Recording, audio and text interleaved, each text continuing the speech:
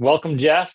Good to have you today and have this conversation. So, right off the bat, my first question for you: what are you looking for in a new hire? I will tell you the biggest challenge in staffing or finding someone who you want to put on your team. It's similar to what the NFL general managers say when they talk about it at the NFL Combine. They say, Mm. what's the most important quality a draft pick can have? And they say availability. Oh, And yes. in reality, in warehousing, it's the same thing because again, you set up a structure where you know your throughput, you know how many people you need, you know exactly what you need. And if you have someone who is not dependable, that struggles with attendance, that Mm. is probably the quickest way for me anyway to not find a permanent home with where I am. That's by far and away the most important part is you will be there, you will be on time, you are dependable. And after that is it's you're open to feedback and you're willing to listen. So, you want them to be there. You want them to show up. Number one, to get them to show up and make sure that they're reliable in terms of showing up. And then it sounds like being able to receive instruction. Why is that so important?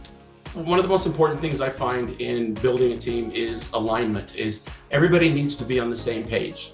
And it's difficult, the bigger the organization, the more difficult that is because you have so many different personalities, but it's how you define your standard and how you align to those goals. If you have everybody that is working towards the same goal, you Mm. find you're much, much more successful. It tends to take some of the air out of your better performers when people are allowed to not be aligned with the rest of the group. So Mm. that's the focus with that, is that alignment within the team is critical for success. How did you come to learn that? How did you come to learn that that is such a critical trait to have as a member of the team?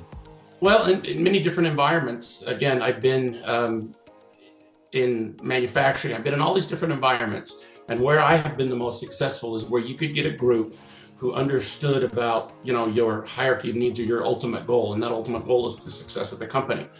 Working in e-commerce fulfillment, for example, we have very specific patterns or rules that say when you pack a package, you do 1, 2, 3, 4, 5, not 1, 4, 3, 5, Sure. because that only increases your chance for error and mistakes. So we train to the process that we all agree to.